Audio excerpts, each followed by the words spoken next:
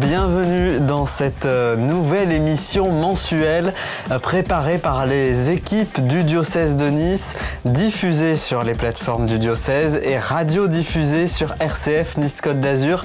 Ensemble, on va faire le tour de toute l'actualité de votre diocèse. Et pour commencer, nous avons un invité.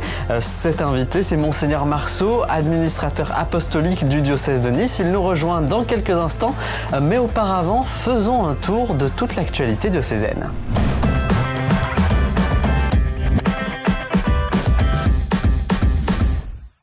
Un nouvel évêque à Nice, Monseigneur No, succède à Monseigneur Marceau. Il passe du diocèse de Digne à la Côte d'Azur et va prendre ses fonctions le 8 mai. Une installation qui va se faire à la cathédrale Sainte-Réparate. Monseigneur No, qui était d'ailleurs dans le diocèse de Nice il y a quelques jours, il a répondu à nos questions. Les réalités d'échelle changent complètement. Après la réalité fondamentale ne change pas. C'est-à-dire la réalité, c'est d'annoncer, témoigner du Seigneur, donc sur des moyens et des réalités, des échelles certes complètement différentes. Après il faut s'intégrer dans une histoire, il faut s'intégrer dans un tissu, il faut s'intégrer dans ce qui se fait déjà. Et il ne s'agit pas de tout réinventer, bien évidemment. Il s'agit de... Voilà, c'est plus, me semble-t-il, vous voyez, un évêque, quelque part, c'est aussi engendrer une dynamique, quoi. Enfin, lancer une dynamique, accompagner une dynamique, voilà. C'est ça, me semble-t-il, quelque part, qui m'habite, ouais. Il ne s'agit pas d'écarter ou de nier tout ce qui se fait déjà et qui est super.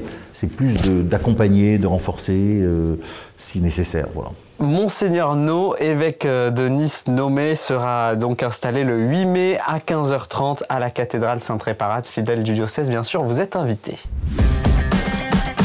Que ce lieu, cela a été dit, soit toujours un lieu de résurrection pour les uns et les autres. Un nouvel accueil de jour au Secours catholique à Nice après un an de travaux. L'inauguration a eu lieu ces derniers jours pour un montant des travaux d'ailleurs d'1 200 000 €, mais des locaux qui sont flambant neufs, 800 mètres carrés rénovés, les douches, les machines à laver, mais aussi les cours de français et bien sûr l'accueil café du matin. Vincent Destival, le délégué général du Secours catholique. Le Secours catholique, c'est aussi une association, là il y a des élections qui arrivent. Eh ben, on va voir les candidats et on va leur dire voilà ce que c'est que la pauvreté aujourd'hui dans d'autres pays. On leur dit aujourd'hui il y a 10% de la population de notre pays qui a besoin d'une aide alimentaire. 10%, c'est complètement insensé. Et donc on a aussi envie de crier avec les pauvres vis-à-vis des responsables politiques pour dire dans un pays riche comme le nôtre, c'est pas acceptable qu'on ait des situations aussi dramatiques. Le Secours catholique des Alpes-Maritimes à Nice, c'est une soixantaine de bénévoles qui travaillent au quotidien. Le diocèse de Nice signe une convention avec la justice.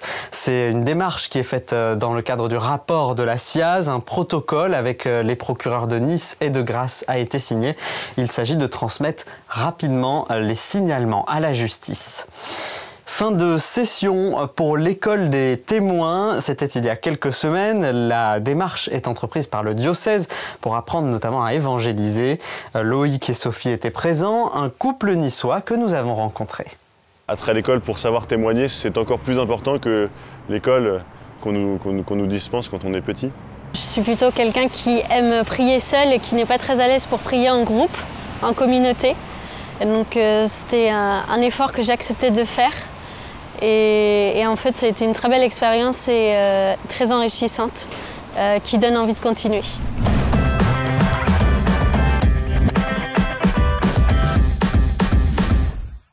Et on se retrouve à présent avec notre invité aujourd'hui dans cette émission, Monseigneur André Marceau. Bonjour. Bonjour. Merci d'être donc avec nous aujourd'hui. Vous faites l'actualité en ce moment. Pourquoi? Eh bien parce que ça y est, vous quittez le diocèse de Nice. Vous avez un successeur qui est Monseigneur No. Vous étiez évêque ici depuis 2014. Alors pour commencer, qu'est-ce que vous retenez de toutes ces années ici passées à Nice? Ben, ce que je peux retenir, c'est vrai que ce n'est peut-être pas un long fleuve tranquille que d'avoir été évêque à Nice pendant toutes ces années, vu une série d'événements qui ont marqué la vie de notre département Et donc, moi, j'étais bien solidaire de ce qui s'est passé. Mais ce que je retiens aussi, c'est un épiscopat, voilà, qui, enfin, si j'ose dire, d'un parcours, voilà, a été pour moi important. Et je pense que j'ai vécu une belle période, voilà, parce qu'elle a été une période de découverte d'un pays, découverte d'hommes et de femmes, de jeunes, d'enfants, voilà, différents, puisque j'ai quitté un diocèse pour venir ici. Et puis aussi, ce que j'ai retenu, c'est que ensemble, en Église, avec les chrétiens, avec les prêtres, nous avons réussi à avoir un certain nombre de propositions et d'activités qui ont marqué aussi la vitalité de notre Église, de moments forts. Et cela est important, puisque finalement, je suis resté sur Nice pendant 8 ans pile, pratiquement.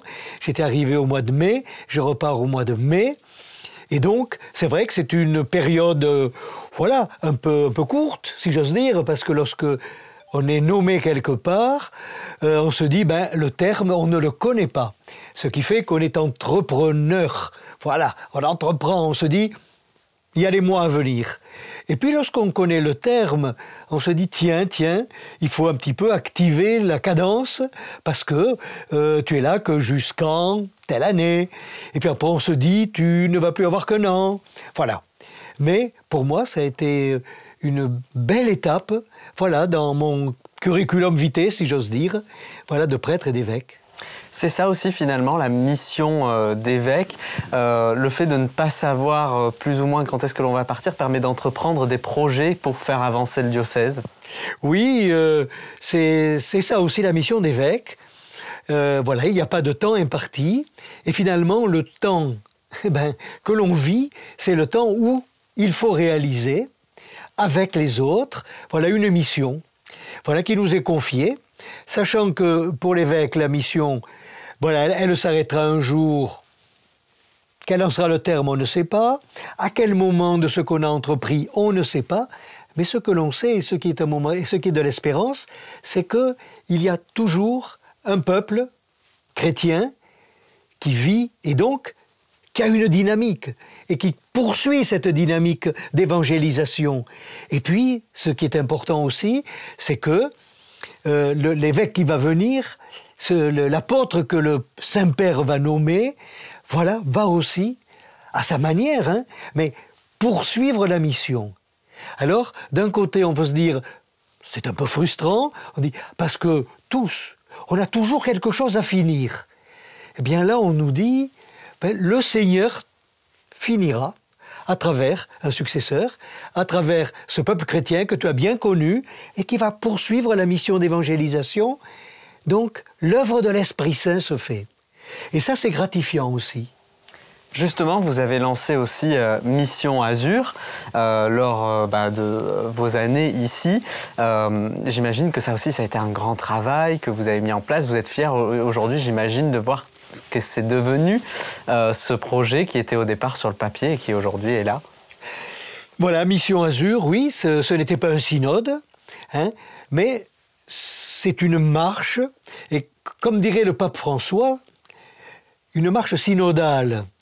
Finalement, avant l'heure de l'annonce du pape de 2 années, la synodale, pour le diocèse, ça a été une interpellation de dire, évaluons la manière dont nous marchons avec le Christ pour porter l'Évangile à travers ce qu'est la vie du diocèse.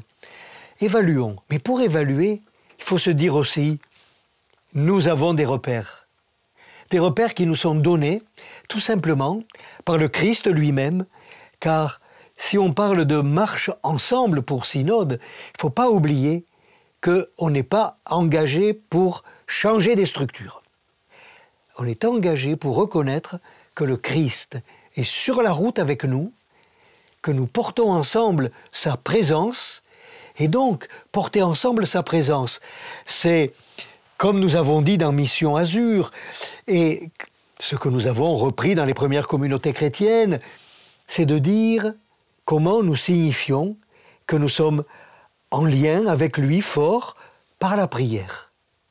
Comment sommes-nous en lien fort avec le Seigneur aussi par la lecture des Écritures, par l'enseignement des apôtres, approfondir notre foi.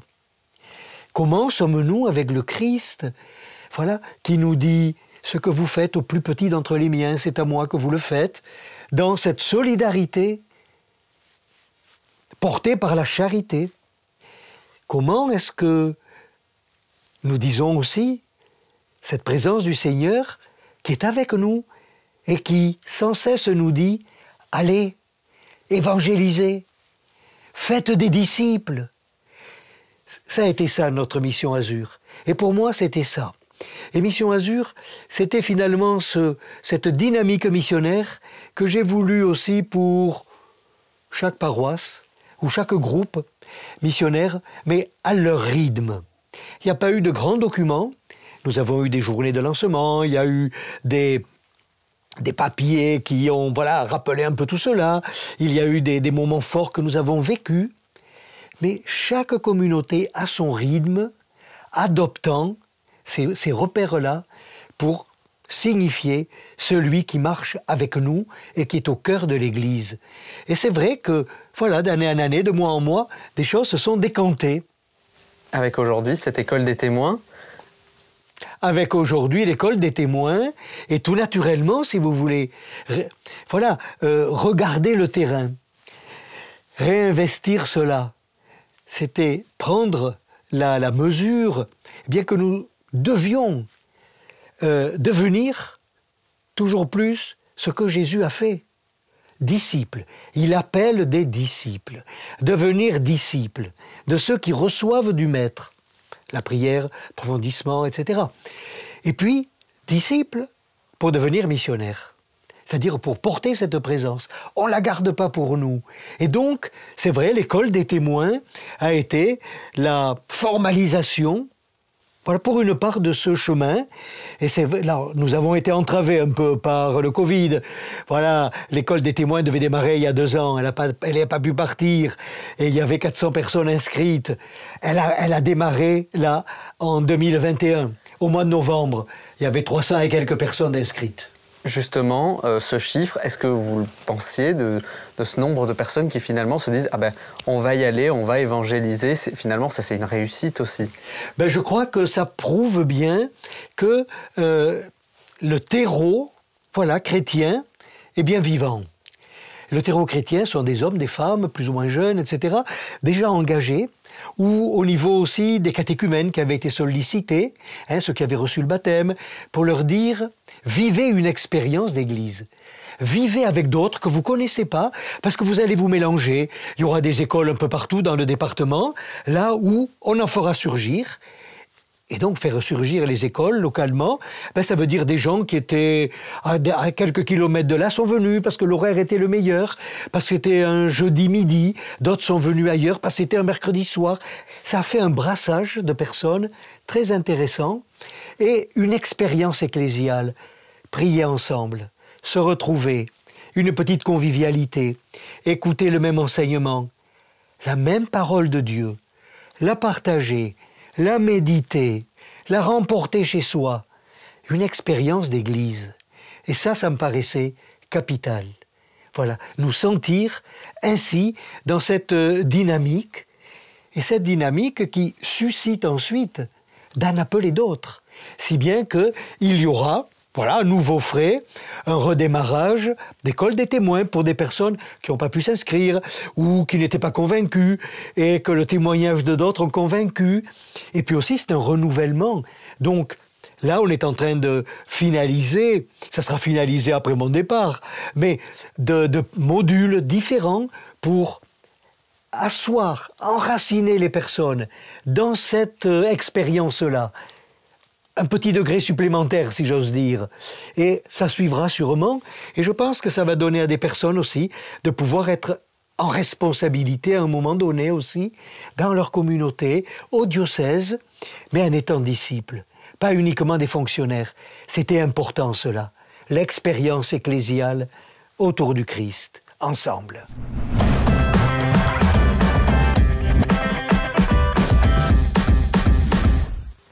Vous êtes sur RCF et sur les réseaux sociaux du diocèse de Nice. Nous sommes avec Monseigneur André Marceau aujourd'hui, qui est administrateur apostolique du diocèse de Nice. Et on en parlait, il y a eu aussi des épreuves, des drames dans ce diocèse pendant vos années ici de présence à Nice. Je pense à Cannes en 2015, je pense à la vallée de la Roya aussi et de la Vésubie. Je pense également à la basilique Notre-Dame de Nice. J'imagine que c'est des épreuves qui vous ont touché. Oui, ce n'était pas prévu, évidemment. Hein. Vous savez, vous faites allusion aux tempêtes à Cannes.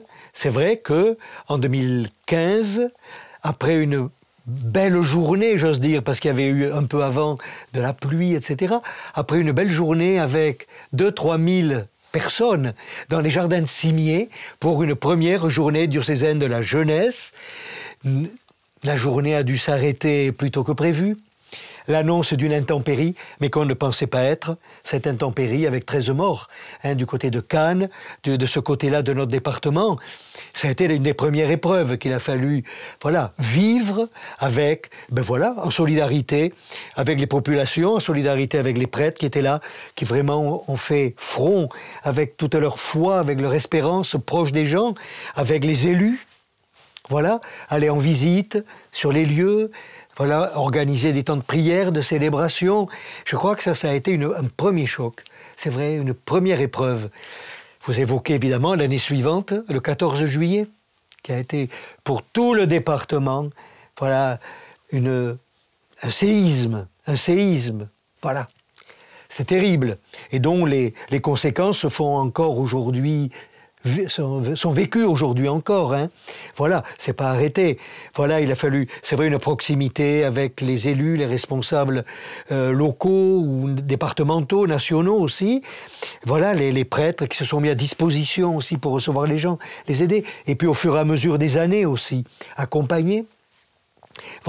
Et donc, la même année, le même mois, la tempête Alex, deux vallées, surtout deux vallées, détruites, pour une part, avec ce que cela représente, de familles complètement désorientées, désarçonnées, partir de là, les maisons éventrées, les routes qui n'existaient plus, le lit du fleuve, on ne sait plus où il était. Le diocèse a joué son rôle. Les cimetières sont partis. Et le diocèse a joué son rôle, je crois, par une présence. Moi, je rends très hommage au curé et de la Vésubie et de la vallée de la Roya, si vous voulez, pour une présence vraiment fraternelle, proche des personnes, proche des élus. Ça a été des moments aussi forts, où ma manière, je me suis investi, et je pense que les personnes ont été touchées par ce message d'évangile, de bonnes nouvelles que nous portions, à travers les célébrations, à travers ce qui a pu être fait. Mais c'est une épreuve aujourd'hui encore, une plaie ouverte. Avant-hier, j'étais encore dans la vallée de la Roya. Il y a des pansements, mais tout n'est pas guéri. Mais ce que l'on peut dire aussi aux personnes, leur apporter aussi quand même une espérance. Donc c'est important. Et cela, évidemment, ça marque, si vous voulez, ce que vous vivez, ça marque le temps qui est le vôtre, parce que ça s'inscrit en nous. C'est une marque qui s'inscrit en nous. Et moi-même, comme pasteur, comme évêque, c'est ça, c'est le bon pasteur, j'ai été très touché par ces catastrophes-là, si vous voulez, parce qu'elles touchaient des personnes. Et puis le mois d'octobre qui s'est terminé, en vain, par l'attentat à Notre-Dame. L'attentat à Notre-Dame qui aussi a été un bouleversement local très très fort, ravivé aussi un certain nombre d'événements précédents, notamment le 14 juillet, et puis le malheur dans lequel nous étions depuis le début du mois. Et donc, si vous voulez, tout cela fait souche en quelqu'un qui a cette responsabilité du bon pasteur. Et c'est vrai que la dernière célébration à Notre-Dame, qui était la fête de la Toussaint, cette célébration de la Toussaint, ça a été la célébration autour des béatitudes et la croix du Christ. Je crois que chrétiens, autour de cela, nous pouvons garder justement cette foi vive, cette espérance à partager, parce que ces paroles de Jésus, elles nous disent le cœur vraiment de son message, hein, et de ce que l'Église a à vivre. Et puis la croix du Christ. La croix, c'est vrai, ça dit bien aussi la douleur, ça dit l'échec, ça dit la mort, mais la croix, elle dit aussi la croix du Christ, qui est croix de victoire. Hein, la croix, elle ouvre à la résurrection. Et ce message-là, on a à le porter aussi. Voilà. Mais tout cela, en moi, c'est très vif et c'est très inscrit, vous savez. Le diocèse de Nice a aussi été marqué par des événements, on va le dire aussi, plus heureux. On pense aussi aux encycliques du pape François, Laudato Si, Fratelli Tutti, qui ont marqué aussi le quotidien de votre diocèse. Ah oui, tout à fait, oui. Je pense que ces textes ne sont pas restés lettres mortes et qu'ils ont été accueillis, voilà, accueillis différemment par tel ou tel groupe, par des sensibilités, mais peu à peu, ça s'est bien mis en place. Nous avons été aidés, si j'ose dire, par la Conférence des évêques de France, qui pendant 3 ans a travaillé à partir de là avec chaque année, des personnes ressources à ce niveau-là, soit des personnes engagées dans l'écologie, comme l'on dit, avec évidemment aussi des réalisations concrètes. Nous avons pu partager, des délégués du diocèse sont venus à chaque assemblée.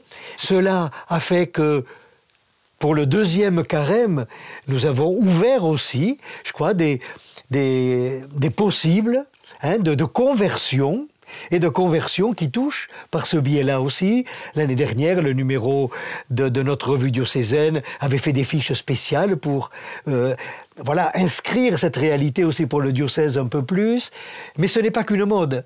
Et le Saint-Père, il ne joue pas avec des effets de mode. Vous le savez, le pape François ne joue pas avec les effets de mode. Il touche au cœur. Et quand il parle de l'écologie, il dit bien l'écologie intégrale, c'est-à-dire ce qui part de l'homme, ce qui touche l'homme associé à la création de Dieu, pour que la maison commune, cette maison-là, on la préserve, qu'on lui donne d'être la maison pour tous. Et donc, c'est dans cette dynamique-là, pas une mode, cette dynamique-là, et qui va continuer et qui doit continuer, que nous avons agi. Et je crois que pas mal de personnes ont été sensibilisées à ça. Et ça a fait écho dans un diocèse qui est frontalier aussi. Et donc qui voit le passage de personnes qui nous viennent de pays d'ailleurs. Tout à fait. Et c'est vrai que nous avons été marqués aussi par cette porte ouverte que nous étions au niveau de la migration. Et cela, nous l'avons, c'est vrai, porté beaucoup en diocèse avec la pastorale des migrants, avec le Secours catholique, avec d'autres instances et des instances de la vie civile avec qui nous collaborions beaucoup, mais aussi avec le diocèse de Monaco et ses structures aussi de solidarité, et le diocèse de Vintimille, qui était vraiment, lui, le diocèse qui, par la mer, accueillait ces migrants. Et il y a, jusqu'à 2 ans maintenant, les choses se sont un peu tassées, si vous voulez, parce que la porte d'entrée pour les migrants, elle a un peu changé, quoiqu'il y a encore ici des collaborations qui continuent entre nos diocèses, et nous-mêmes ayant des activités d'aide, de soutien, que ce soit par des associations au point de vue juridique, etc., humanitaire, et puis aussi par tout simplement la confection de kits sanitaires, de kits de vie, en ramassant des vêtements, etc. Mais on sait bien qu'aujourd'hui, chez nous, mais le questionnement reste vif, parce que je crois qu'il faut être très attentif à ce flux, quand même, de personnes qui passent chez nous, qui ne veulent pas rester. Et donc, il ne faut pas dire que nous sommes envahis, comme on le dit parfois, c'est pas vrai, mais nous devons faire face, fratelli tutti, dans la fraternité, dans la charité et l'humanité. Et beaucoup de personnes me l'ont dit. Même au plus fort de la crise, Monseigneur. Vous savez, on nous dit attention, attention aux migrants. Nous, on ne peut pas faire autrement que de les accueillir chez nous, d'ouvrir notre porte. Vous savez, les personnes qui étaient du côté de Menton, du côté de la Roya, qui voyaient passer dans leur rue, leur village, et qui disaient, mais on ne peut pas ne pas leur donner à manger, on ne peut pas leur proposer de changer de chaussures, on ne peut pas. C'est humain. Moi, je les ai encouragés, mais ce n'était pas une faute contre la République, pas du tout. C'était humain. Et l'Évangile, c'est peut-être de porter l'humain au niveau du divin. Et c'est peut-être ça qu'on voulait faire. Et il ne faut pas oublier non plus, aussi dans nos rues, ce que l'on appelle par des initiales SDF, des hommes et des femmes. Et il y en a nombre sur Nice. Et je crois, là aussi, avec une prise en charge, soit par des organismes chrétiens, ok, mais aussi par des collaborations avec le Secours populaire, avec la Croix-Rouge. Et moi-même, un soir, voilà, je suis allé avec le grand rabbin et puis un pasteur faire une maraude dans Nice, voilà, dans le camion de la Croix-Rouge, rencontrer ces hommes et ces femmes que je voyais quelquefois, parce que devant telle ou telle église, j'en ai rencontré. Mais quel étonnement de déceler chez ces personnes une profondeur spirituelle, une culture que l'on n'imagine pas. Et là aussi, une humanité, mais phénoménale. Pourquoi ils sont là?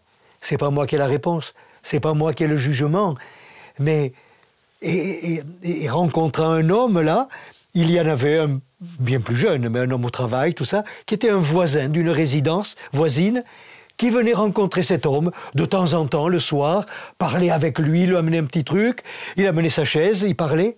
Je me dis, il y a des belles choses, vous savez. Ça, c'est beau, et je crois que c'est ce que nous pouvons faire toujours plus. Le diocèse de Nice a aussi vécu un virage numérique pendant que vous étiez là. C'est important d'être présent aussi sur les réseaux sociaux en tant que diocèse, c'est quelque chose que vous avez voulu? Mais oui, c'est important.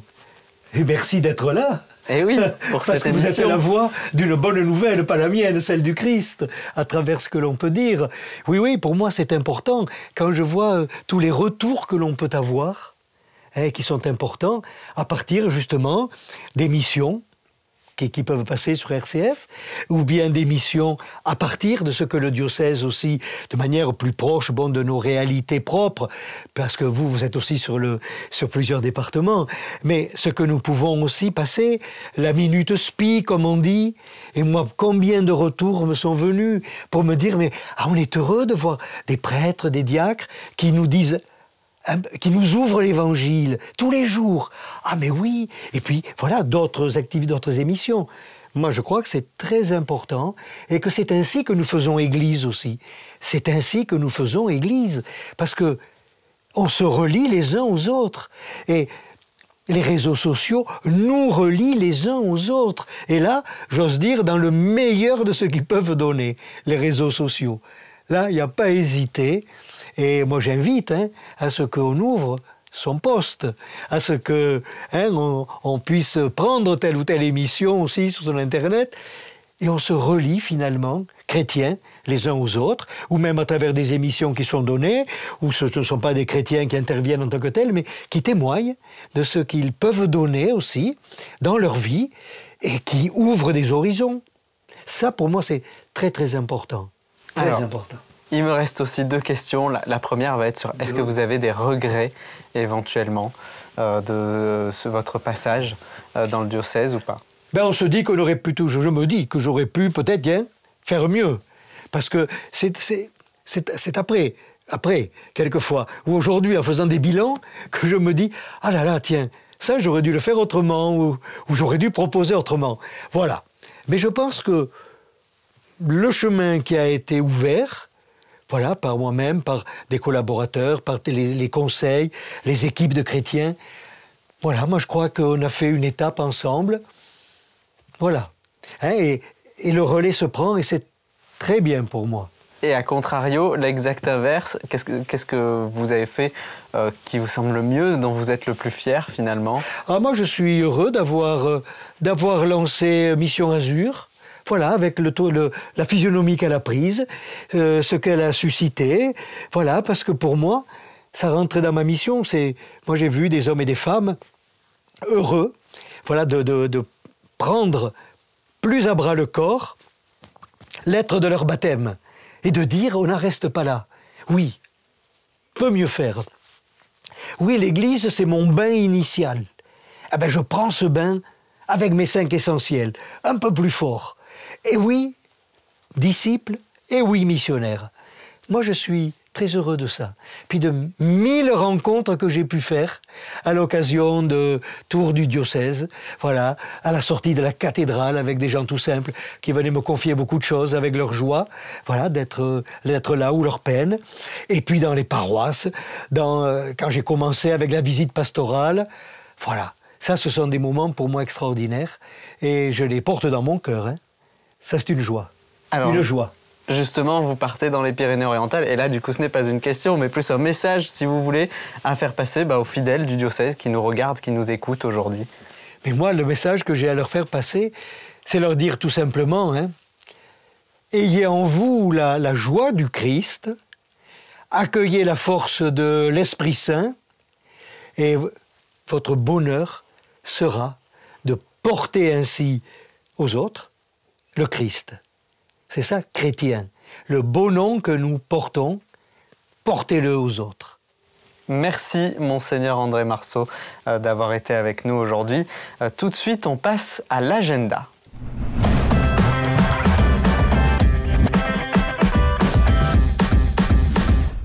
Et à noter dans votre agenda, le 31 mars à 19h, une soirée de louanges. Vous avez rendez-vous au sanctuaire Sainte-Thérèse de l'Enfant Jésus pour cet événement.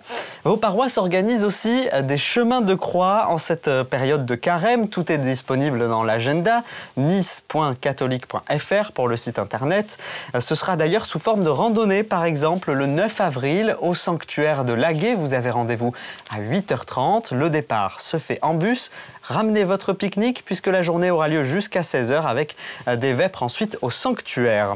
Et puis quelle heure pour la messe des rameaux, quelle heure aussi pendant la semaine sainte pour les célébrations.